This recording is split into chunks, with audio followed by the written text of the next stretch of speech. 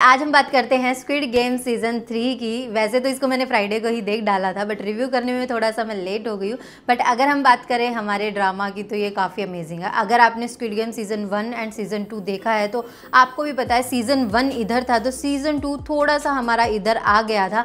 But season 3 की बात करें तो वो अनदर ही लेवल का आपको देखने को मिलने वाला है। Welcome to my channel Pooja loves drama and मैं हूँ पूजा कौशिक। सो आज हम बात करते हैं हमारे ड्रामा स्क्विड गेम सीजन 3 की।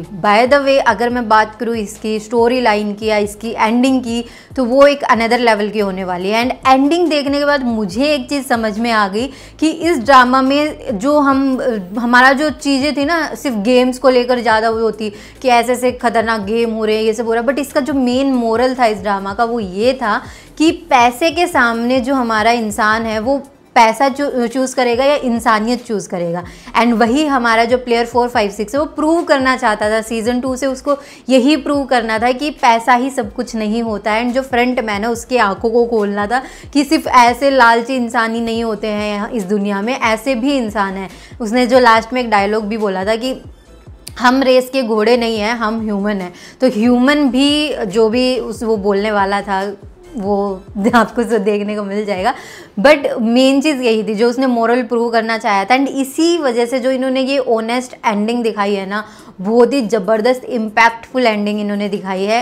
हो सकता है कि हम कुछ लोग ऐसे होते हैं जिनको बस हैप्पी एंडिंग ही देखना पसंद है, बट कुछ स्टोरी लाइन ऐसी होती है जिनमें आपको सैड एंडिंग में ही मतलब जो एक ऑनेस्ट आंसर होता है वो मिलता है। बिकॉज अगर 4, 5, 6 प्लेयर हमारा वो चीज़ नहीं चूज़ करता जो उसने की है तो फिर वो भी इस चीज़ को प्रूव नहीं कर पाता कि इंसान ही मतलब सिर्फ पैसे के सामने सिर्फ इंसान पैसे को ही चुनता है, इंसानियत नहीं चुनता, तो वो प्रूव नहीं कर पाता। सो इस वजह से जो एंडिंग इन्होंने दिखाई है ना, मेरे अकॉर्डिंग बिल्कुल परफेक्ट थी। एंड देन उसके बाद इन्होंने हमारे फ्रंट मैन के बारे में कुछ चीज़ें दिखाई हैं। And then American Squid Game जो आने वाला है उसके बारे में भी एक कैमियो आपको देखने को मिलेगा जिसमें हमारी एक्ट्रेस केट आपको देखने को मिलने वाली है। एंड बहुत सारी चीज़ें हैं, मतलब हमारा जो जुनो जो कि इतने सालों से उस आइलैंड को ढूंढ रहा था, वो ऐसे टाइम पर उस आइलैंड को ढूंढता है जिस टाइम पे सब मर चुके होते हैं, बॉम्ब ब्लास्ट हो चुका होता है, वो आइलैंड उड़ चुका होता है इस टाइम पे। मतलब वो बोलते हैं ना कि पुलिस उस टाइम पर आती है जब सब कुछ ख़त्म हो चुका होता है। तो ऐसे ही हमारे जुनू ने किया है, वो उस टाइम पर पहुंचा जब सब खत्म हो चुका है। बट फिर भी अगर मैं बात करूँ हमारे कैरेक्टर्स की, जैसे हमारा प्लेयर 120 मतलब हमेशा से ही उससे अलग सी अटैचमेंट रही है हम लोगों की, बिकॉज वो बहुत ही इनोसेंट है। एंड उसकी जो डेथ होती है, जिस तरीके से वो एलिमिनेट होती है, वो भी बहुत इमोशनल सीन था। मतलब कैसे कितने क्रूल से क्रूल लोगों से बचाती हुई दादी को और उस लड़की को वो लेकर जा रही है। एंड उसके बाद एक ऐसा पर्सन आगे उसे एलिमिनेट करता है। बहुत मेरे को तो गुस्सा चढ़ा था उस सीन के ऊपर।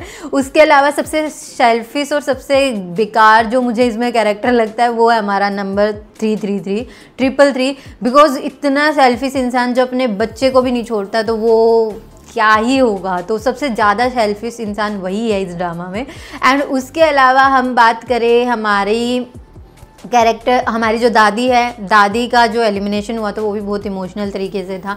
बट दादी का जो इन्होंने कैरेक्टर पोर्ट्रे किया वो काफ़ी अच्छा किया है, काफ़ी मतलब मुझे पसंद आया दादी का कैरेक्टर।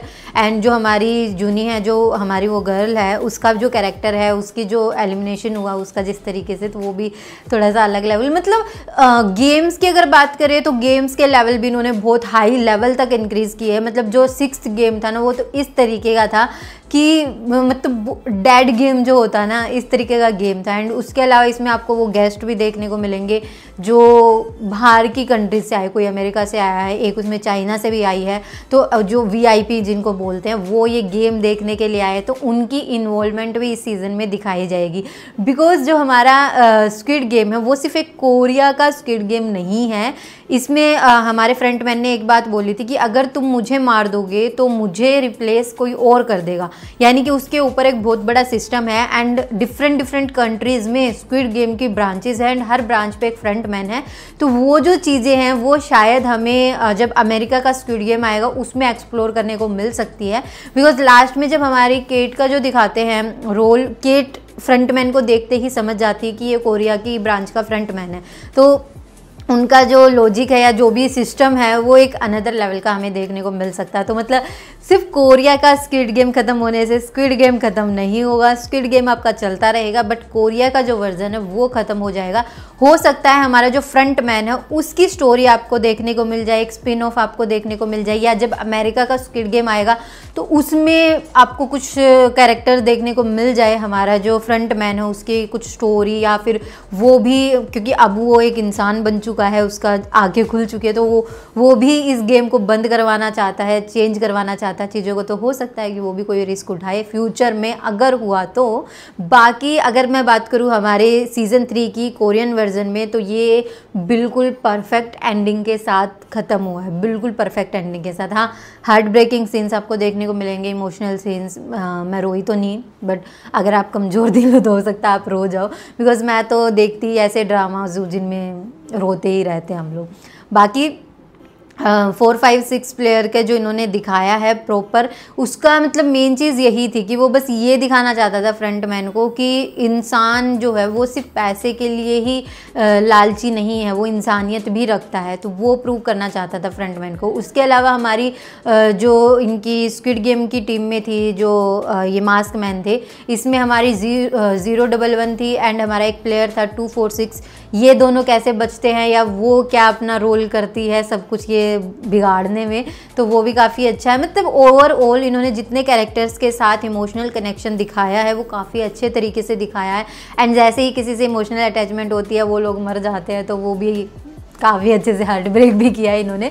तो मेरे अकॉर्डिंग ये ड्रामा काफ़ी अमेजिंग था, काफ़ी अमेजिंग कैरेक्टर्स को लेकर, स्टोरी लाइन को लेकर, या जो भी फ्यूचर में होने वाला है उसको जिस तरीके से इन्होंने पोर्ट्रे किया, हर चीज़ को लेकर काफ़ी अमेजिंग है। अगर आप ऑलरेडी देख चुके तो मुझे बताना मत भूलना कमेंट सेक्शन में कि आपका क्या ओपिनियन है इसकी एंडिंग को लेकर, बिकॉज हर पर्सन की एक अलग एंडिंग मतलब हो सकती है कि उसको ये एंडिंग पसंद ना आई हो। किसी को अगर सैड एंडिंग देखना पसंद नहीं है, किसी को हैप्पी एंडिंग के लिए ही वो है, तो हो सकता है डिफरेंट ओपिनियन आप लोगों के। तो कमेंट सेक्शन में मुझे बताना मत भूलना। एंड अगर आपको मेरी वीडियोस देखना पसंद है तो लाइक करना भी मत भूलना।